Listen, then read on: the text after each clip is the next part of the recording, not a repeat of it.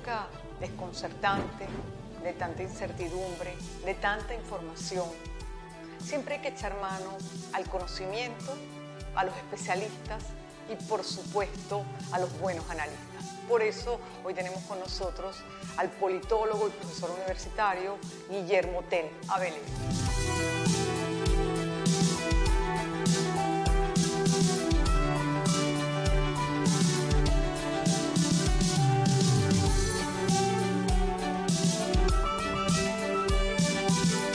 Profesor, gracias por estar con nosotros a la distancia, pero cerca de manera virtual.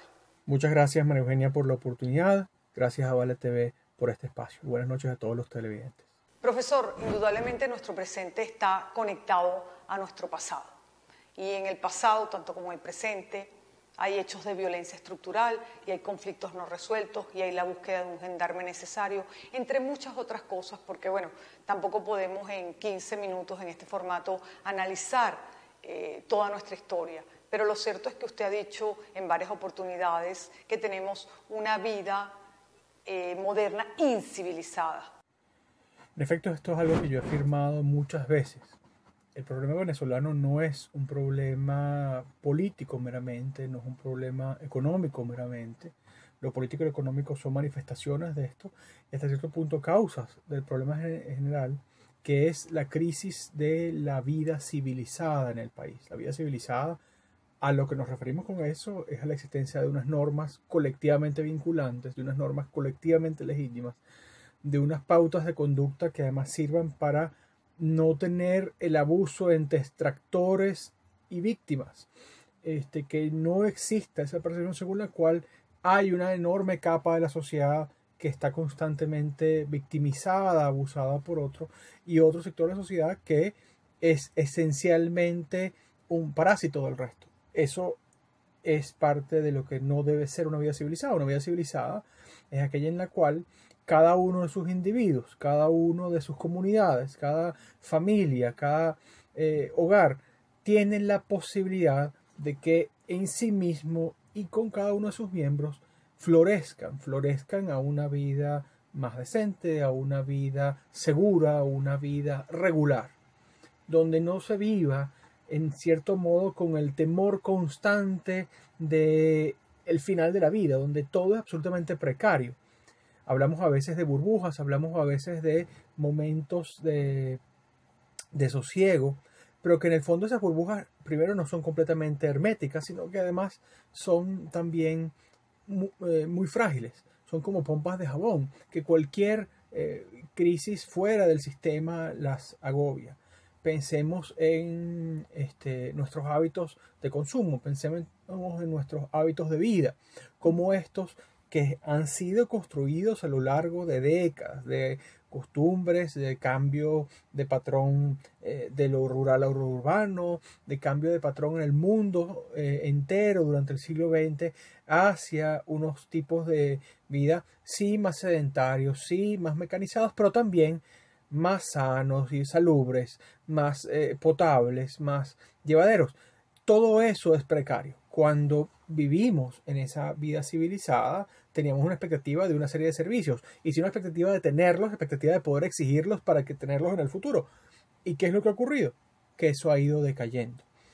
En esencia, esto nos conecta con un pasado, pero un pasado de construcción y desarrollo que se interrumpió dramáticamente por nuestra crisis y de la deuda, nuestra crisis económica de los años 80, se interrumpió también por las políticas de autoridad que tuvieron que tratar de balancear en los años 90 nuestros desequilibrios económicos, y después se interrumpió maquilladamente por la bonanza petrolera, una gran expansión del consumo sin que hubiera las bases estructurales para mantener ese consumo, esos patrones de vida hacia una vida más estable.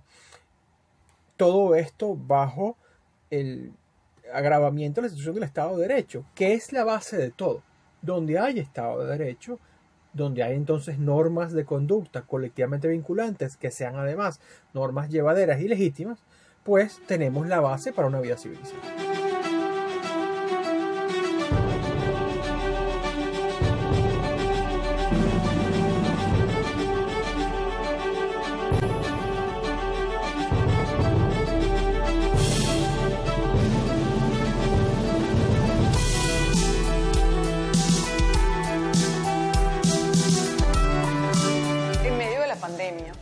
donde la prioridad naturalmente es la salud y los sistemas de salud.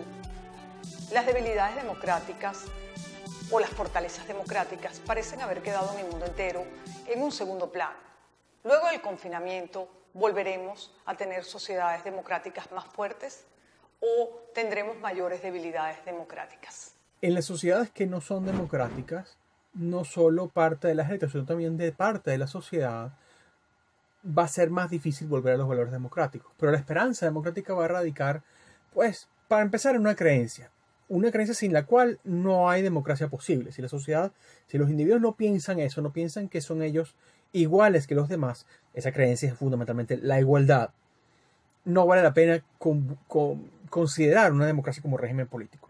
Si nosotros no abrigamos la creencia que nosotros valemos igual que los demás, pero además que los demás valen igual que nosotros y por lo tanto ellos, tanto como nosotros, están dotados de una dignidad, de unos derechos, de unas capacidades, de una racionalidad, que les permite no solo ser decisores y promotores de ciertas medidas, sino que además les permite ser gobierno, opinar en las acciones del gobierno, pues no puede haber democracia. Si nosotros no creemos que el ser humano es capaz de gobernarse a sí mismo y siempre creemos que es doloso, que es perezoso, que es cruel, que es ladino, que es mentiroso, pues vamos a fortalecer regímenes autoritarios. Entonces la esperanza de la democracia va a radicar en la promoción de esa creencia, que es una creencia valorativa, que es una creencia moral. Si eso no existe, no está lo demás. Pero además podemos anotar la esperanza en la democracia, en la esperanza en que es una mejor forma de gobierno, porque basado en esas garantías, más allá de sus errores, más allá de las carencias de los políticos en algún momento, más allá de las carencias de sus gobiernos, lo esencial es que esa democracia va a permitir que esos gobernantes sean responsables, que haya un Estado de Derecho que después de la emergencia los remita y les exija rendir cuentas, los remite a rendir cuentas. Si esto no lo consideramos, no podemos tener esperanza en la democracia, ni en su valor general, ni en sus aparatos fundamentales, en sus instituciones. Y esto es esencial para comprender qué es lo que está en juego. En el mundo contemporáneo está la idea de la propaganda entre un régimen autoritario de despliegue global, como es el régimen chino, y está la idea de las democracias occidentales apabulladas por el virus. Los datos explícitos de cuáles van a ser los resultados concretos de esta pandemia todavía no los podemos adivinar, pero no podemos caer así en la mera propaganda. De repente, algunos sistemas autoritarios van a ser más eficientes en su gestión del virus, pero lo esencial es que esa revisión de esas políticas públicas, de esa aplicación de medidas en defensa de la sociedad, pues vaya en la posibilidad de que esa sociedad evalúe esas medidas, que evalúe la gestión de sus gobernantes. Si no, son palabras vanas, son hechos que lo que generan es absoluta suspicacia. ¿Cómo puede ser o cómo puedo yo decir, si yo soy un habitante de un sistema autoritario, que lo que me está diciendo el gobierno es absolutamente verdad? ¿Puedo confiar plenamente en el gobierno? Más allá de las medidas razonables, más allá de las medidas mínimas que puedo esperar de él. Puedo esperar además que este gobierno sea responsable cuando en efecto me ocurra algo porque no se ha preparado en la atención de la dignidad humana a la que está obligado de acuerdo a nuestras normas constitucionales. Eso es lo que puedo esperar.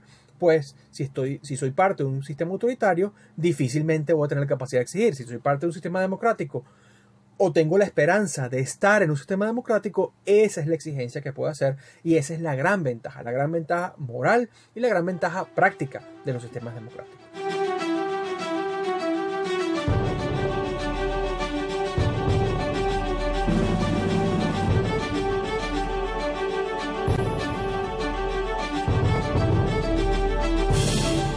De ciencia más que de política. Sin embargo, nuestro propio devenir, los últimos años, nos obligaban a hacer mucho más política. ¿Cómo transitamos entre la necesidad de la ciencia y la necesidad de la política? Y cómo, dándole prioridad a la ciencia, podemos entender las necesidades políticas del momento presente y cómo podemos construir una transición si antes no se establecen parámetros de negociación política. A quienes han sugerido que la ciencia no debe ser política. Y esto es una media verdad, en el sentido que la ciencia no debe ser el instrumento de unos valores políticos ya preconcebidos que resuelvan que sus decisiones, sus descubrimientos, porque la ciencia persigue la verdad, persigue interpretar la naturaleza por medio del método científico para darnos una visión más clara de cómo atender la amenaza y las variabilidades de este universo. Esa búsqueda de la verdad no puede estar preconcebida, no puede andar con prejuicios. Eso es lo contrario a la ciencia. La ciencia más bien derrumba mitos. Y esto, todas las ciencias naturales, las ciencias técnicas, las ciencias humanas, las ciencias sociales, las ciencias económicas, todas ellas tienen esa aspiración. Buscar cómo funciona la dinámica cósmica, universal, natural, social. Pero, ¿quiere decir con esto que las aplicaciones de la ciencia son neutrales? No necesariamente.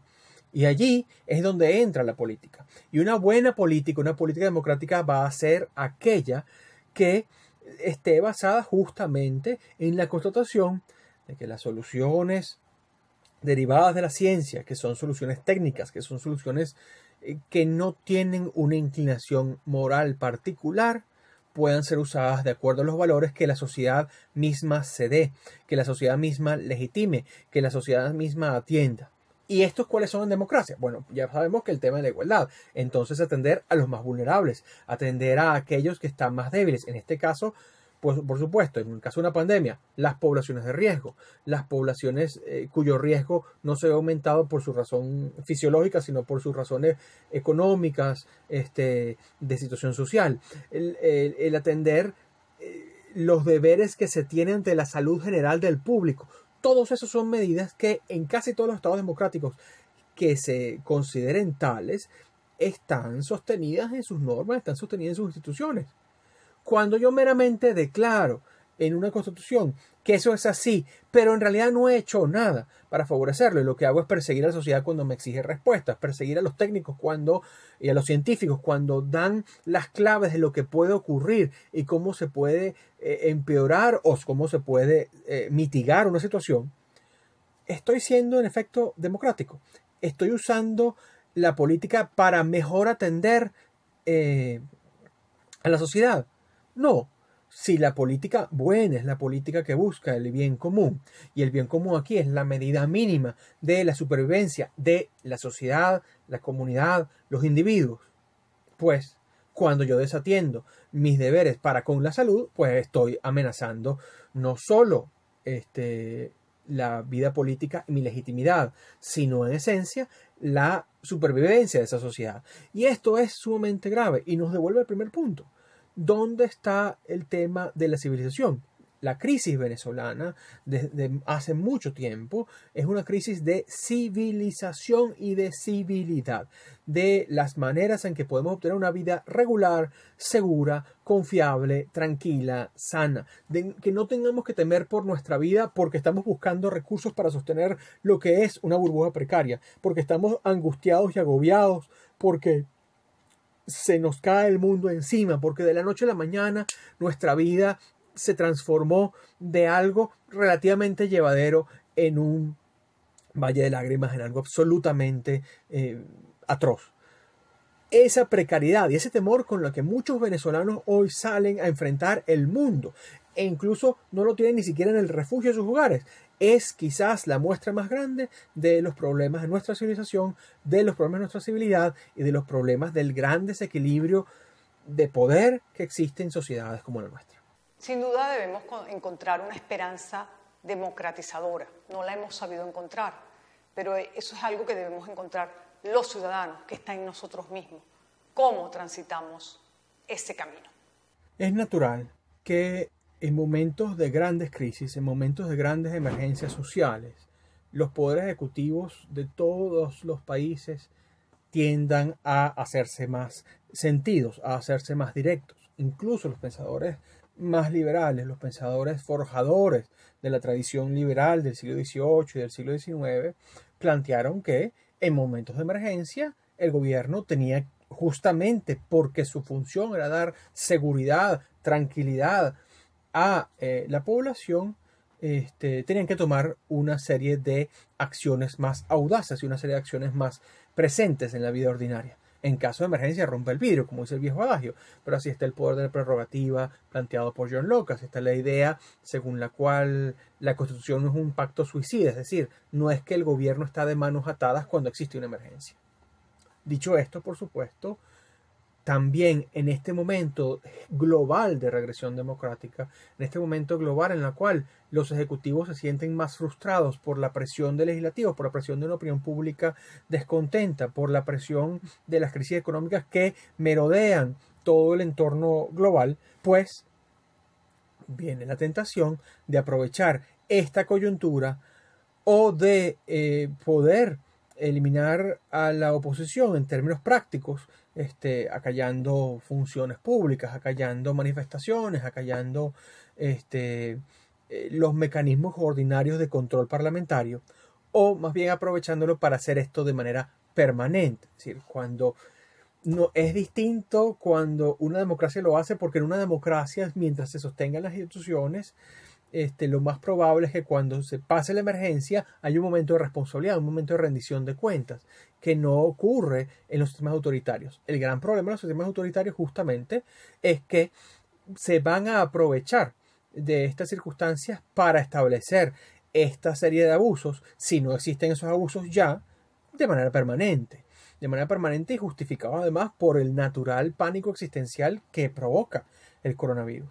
Tanto es así que surgen toda una serie de teorías conspirativas, que surge una serie de teorías que van en contra de los hallazgos científicos, precisamente para desmotivar la acción del Estado en estas tareas. El ciudadano debe ser vigilante, el ciudadano no debe simplemente tomar las cosas de primera mano, pero uno de los grandes problemas del mundo actual es que en medio de la desconfianza, en medio de todo este problema de las fake news, de la precariedad de las relaciones de legitimidad entre gobernantes y gobernados, se genera un vacío que en democracias es peligrosísimo y en sistemas autoritarios fortalece el poder. ¿Qué ventaja tienen las democracias? Que está la rendición de cuentas, está la multitud de centros de poder que permiten que nadie pueda hacerse con el poder absolutamente. En sistemas autoritarios, pues vemos lo que vemos. Una criminalización del licencia, una criminalización de las investigaciones, una criminalización de la exigencia social de la información y en ese sentido también una criminalización de la búsqueda de una vida civilizada, que es quizás el legado más grave de estos sistemas autoritarios. Gracias, profesor. Ha sido una magnífica conversación a la distancia, virtualmente. Muchas gracias, María Eugenia, por la oportunidad. Gracias a Vale TV por este espacio. Buenas noches a todos los televidentes. Y han sido muy provechosos sus análisis, sus comentarios y su análisis de la situación presente y futura. Muchísimas gracias.